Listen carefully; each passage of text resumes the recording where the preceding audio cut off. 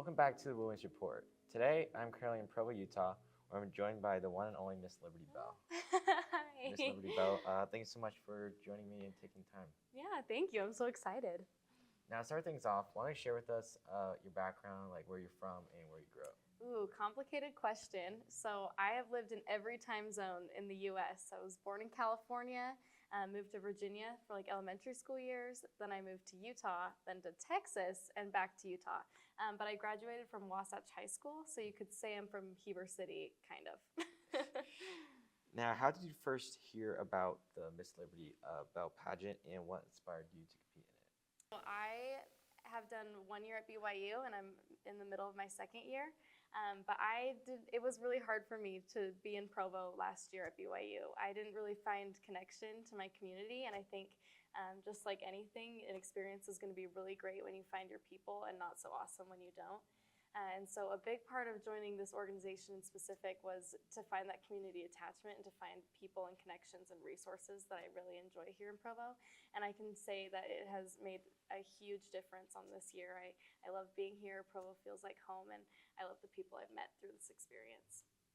Now, while on your journey of competing in the Miss Liberty Belle pageant, what did you find were some of the positives and negatives of that?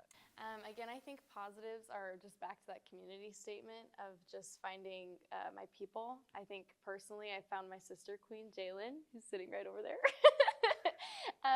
But she has made such a big difference in this year for me, and just having a really close friend, someone to have a relationship with. I think that's true for the whole Miss America system.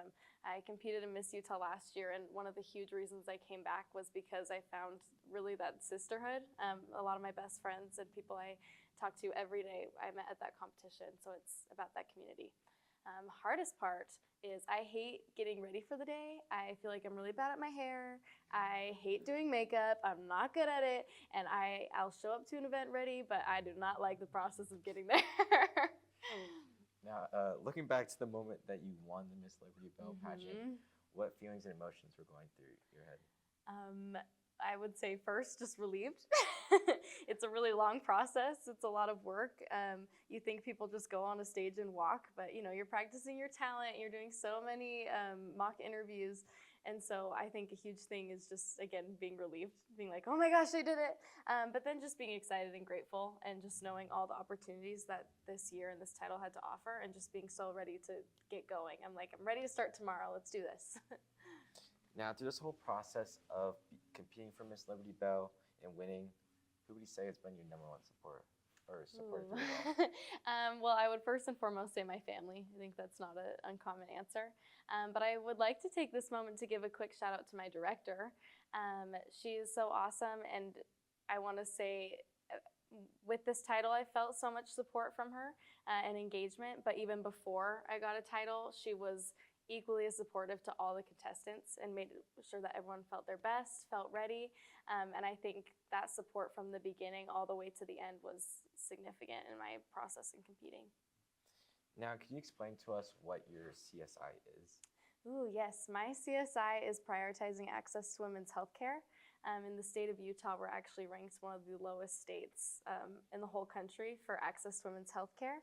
And so I address this with 3 main points, and that's affordability, making sure women can afford their health care; availability, making sure women can get to their health care, especially in rural areas; and adequacy, making sure women are included within medical studies and have a provider that they can trust and really talk to with their problems. So far, what has been the best part of being Miss Liberty Belle? Ooh, I would say that it's kind of put a nice pretty bow on all the different areas of my life, if that makes sense. It's helping me build my education. I want to be a nurse practitioner, and so within my community service initiative, it's been boosting my service hours, getting me real healthcare experience. It's helping me learn how to public speak better. It's giving me connections within the community. It goes hand in hand with my job, again, with my education, with my friends. And so I think, again, like a nice, pretty bow, it's tying everything together and helping grow myself in different areas. Now, as Miss Liberty Belle, what are some things you want to accomplish before your reign is over? Yeah, I think last year I held the title as Miss Heber Valley, and I was really big on volunteering at a women's health clinic in a rural area, which is a huge part of my CSI.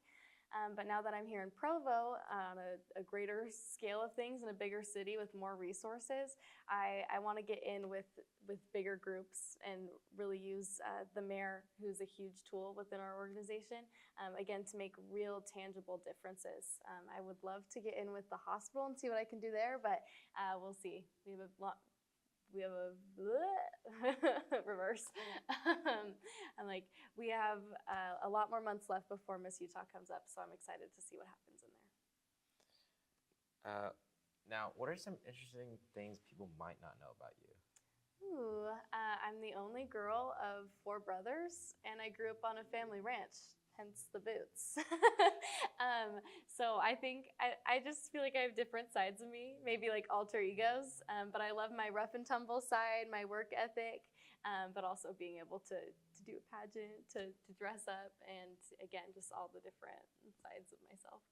Now, for my last question for you, what is a message you would like to send to young girls out there who are interested in becoming and holding the title of Miss Liberty Belle? I would say if there's an opportunity, take it.